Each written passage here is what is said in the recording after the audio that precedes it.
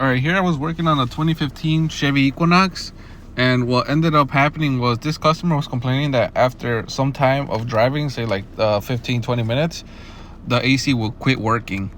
And what I want to do is end up explaining what happened here. So after checking like the AC pressures and all that and verifying that everything was good, what I noticed was when the car was idling and doing nothing, it was just in park, the AC would work perfectly. And then when I took it on a test drive, after about 5 minutes, for some reason the AC just quit working. So what I ended up doing is I connected my scan tool, and luckily on these Chevys, what's really cool is they'll show you why the AC AC compressor is commanded off if there's like any problems. But first I checked any codes to see if there's any codes on the HVAC module, and there was. It had this code B0193, front blower motor speed circuit. And there's two different ones, 01 and 06. But that was a history code, but it still had it, so I still kind of kept it in the back of my mind. And then here's more information if you want to stop the video and read up on that if you have the same code. But like I said, I went to the HVAC control module and I went to live data. And in live data, they have this AC permission where it just says, it tells you why the AC is on or why the AC isn't on. And when I noticed is right here where it says AC permission, it said denied. And then I think there was another PID. I forgot because this is for a different Chevy car, which is an older one, so it's a little different. But if I remember correctly, it said AC permission denied, and then the other PID said because the blower motor was off, even though the blower motor was like completely on. Everything was working perfectly. So what I did was I took it back to the shop, let it idle, then the AC started working again. And then what I did was I took it to another test drive, and then the AC stopped working. But what I noticed was it was doing it after a certain bump or a certain turn. And when I was looking at the AC permission, it kept switching from granted to denied. And it kept saying because the blower motor was off. And like I said, again, the blower motor was on. It never cut out or anything. The blower motor was always working at different speeds. So even though the HVAC control module thought that the blower motor was off. So what I ended up finding was that it had an aftermarket resistor and an aftermarket blower motor. And when I tapped on that aftermarket resistor, I got lucky and I saw that it acted up. It told the HVAC control module that the blower motor was off. You can see here there's a big difference between the OEM resistor, and it's not called a resistor anymore. They call it a blower motor module, and the aftermarket resistor. I mean, it's totally different. I think the customer told me that the thing was, maybe less than a year old. But yeah, this is what was causing his AC off, AC turning off, and this is the OEM part.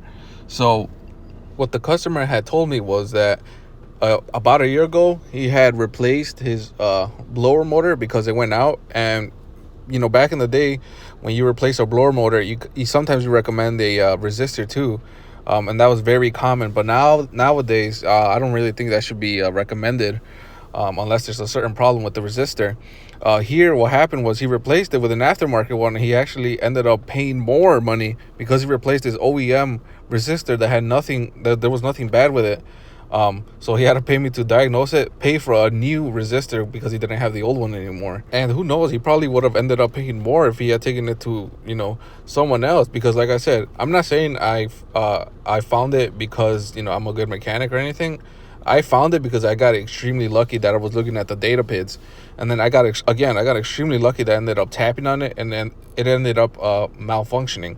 Because when I tried to recreate it, it wouldn't recreate it for me anymore. I tap it, tried to move the wires, and everything was working. It just, when I hit a certain bump, it ended up quitting. And here I'm just trying to show pictures of where the resistor is at. And it's pretty easy to get to. I think the bolts are 1/4 inch, maybe 7, maybe an 8. It has 2 connectors. Super simple. There's a bunch of videos out there on how to do this resistor. If you're going to do the blower motor, it has this cover here, which is held in, again, by like 3 bolts, maybe 7, maybe 8s. Super, super easy. And what I'm going to do is I'm going to leave some wiring diagrams here if you need them. Because I was using the wiring diagrams to test these cables. It has 2 cables. The purple and orange are for the blower motor.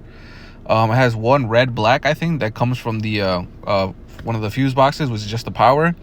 as one black wire that comes from the HVAC control module that goes to the blower control module, which is just the ground, and then this smaller gray black wire, which is a pulse width modulated ground, and that's telling the HVAC control module with that wire tells the blower control module at what speed to turn. And like I said, everything was working perfect. I guess if you read the description of the code, it says if the HVAC control module sees that the voltage is low or high, and it'll set that code. And eventually I got it to become a current code, but then it just went back to a history code. So if you have any questions, let me know and I'll try to help you out. And if you're thinking of changing that blower motor control module or resistor with an aftermarket one, please don't. You're probably going to cause more problems down the line. If it's OEM and it's working, leave it as is. Don't change it as maintenance with the blower motor, because they're little computers now, so that doesn't work anymore.